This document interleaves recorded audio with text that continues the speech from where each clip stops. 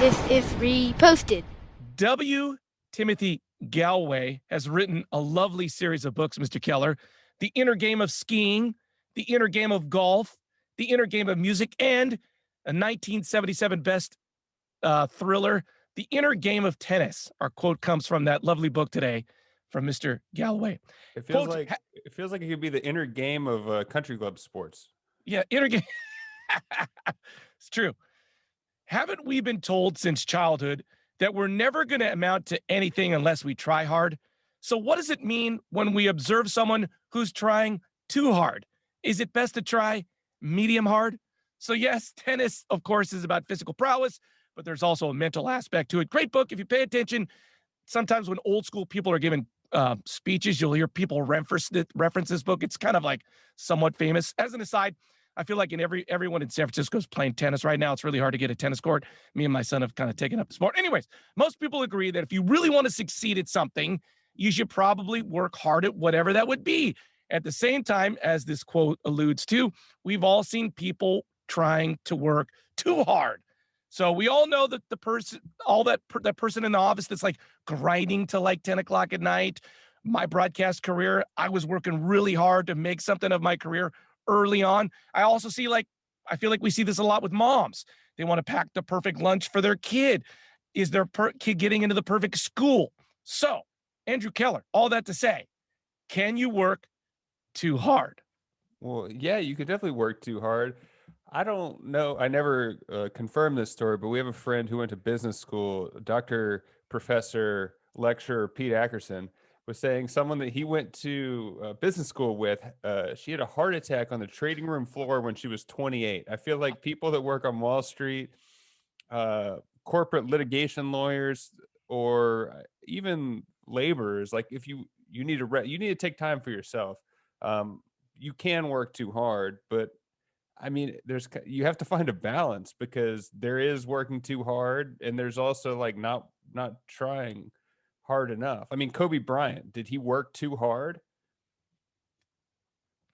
I feel like in the business, we call that, are you gripping? Like you're trying so hard, you're so wrapped around something that your body, you just overdo it. And whatever that would be. I mean, for instance, like I am a horrible golfer.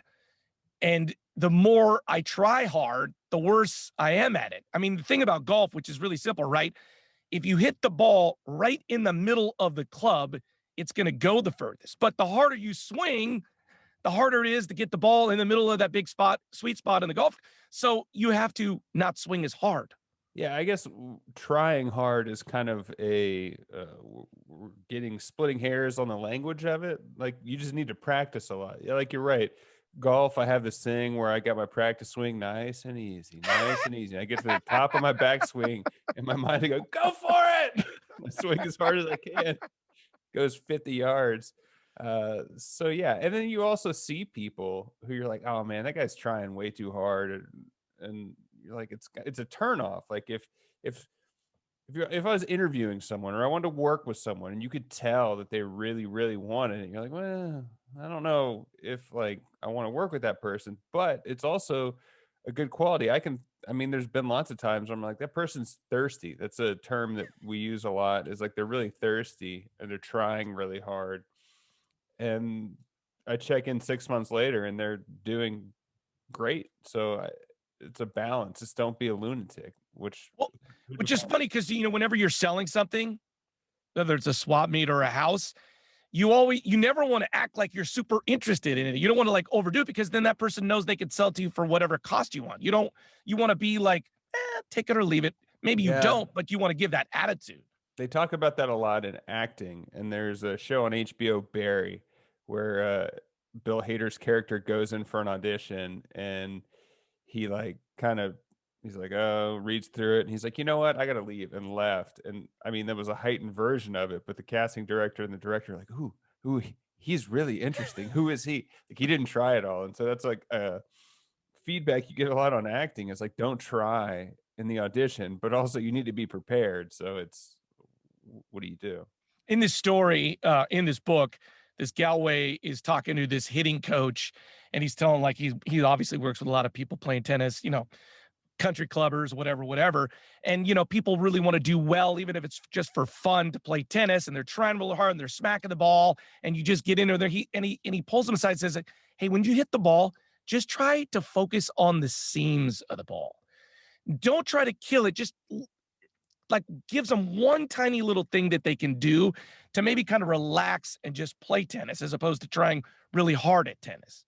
Yeah. I think maybe the most relatable example we can give is surfing. Is you get out there, because so many people surf. That was a joke. And I tried really hard on that one and it didn't land. But like in Forgetting Sarah Marshall, the character's trying to learn how to surf. He's like, do less, do less, do less. And I mean, surfing is like, you have to find that sweet spot. Or even trying to ride a bike. Like if you can remember what riding a bike is like, if you try really hard and you think too much, you might fall over. Or if you try really hard to catch the wave, you're not going to get up. So it's trying. Okay. Listen, I know this is definitely a bingo card, Square, but I keep coming back to him. You're British improv rapper. And he was saying, if you try hard to improv rap, your brain won't do it. But if you relax and let the words and your brain make connections, you'll be able to do it. So getting up on a surfboard, if you relax, if golfing, if you relax, your brain will allow the connections to come.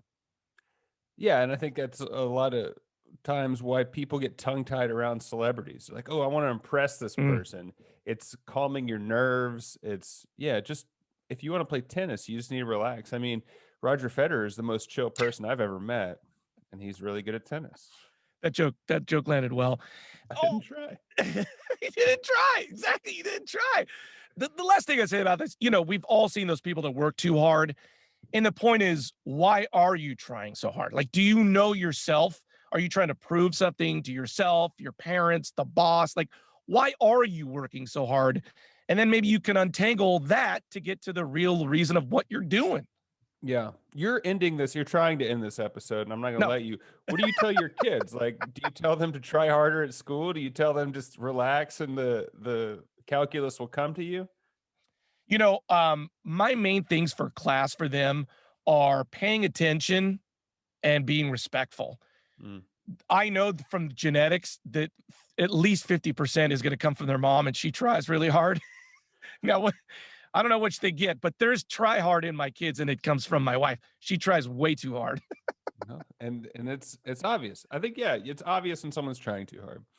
Well, if you play rugby and you want to score a try, please reach out. You can find us at Reposted Podcast on Facebook, Twitter, or Instagram. I'm Andrew Keller for the San Francisco Club saying thanks for stopping by.